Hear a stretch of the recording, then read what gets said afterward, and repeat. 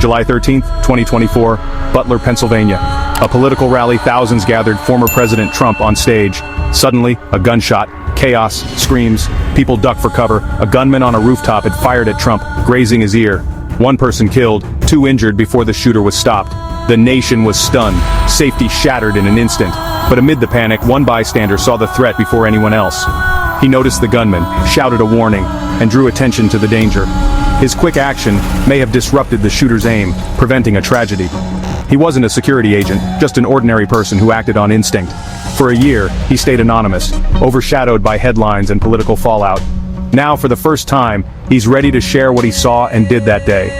His story isn't just about politics, it's about courage in the face of chaos. This is the account of a quiet hero who changed the course of history. What drives someone to act when others freeze? Today we hear from the man at the heart of the storm. His story begins with a single, life-altering moment. Before that day, he was just a regular guy. Father, husband, neighbor. He went to the rally out of curiosity, never expecting to become a hero. In the crowd, he sensed something was wrong. A glint on a rooftop, a figure aiming. Instinct took over. He shouted, pointed, warning those around him. That split-second decision may have saved lives. He doesn't see himself as a hero, just someone who did what needed to be done. The Secret Service finished the job, but his intervention changed everything. In a moment of crisis, he became a shield for strangers. His life was forever changed by that choice. Sometimes heroism is just doing the right thing when it matters most. The country needed a hero, and his story spread fast. Praised by the public and even by Trump, he became a symbol of courage. But fame brought challenges, reporters at his door, cameras everywhere. He valued privacy, but now he was recognized everywhere he went. Letters poured in, thanks, admiration, stories from strangers. The Butler hero label was both an honor and a burden. He struggled to balance public expectations with his own need for peace. Everyday life became complicated. He lost his anonymity. The world saw a hero, but he was just trying to find normal again. Fame is fleeting, but the impact of that day would last forever. Sometimes being a hero means living with the aftermath.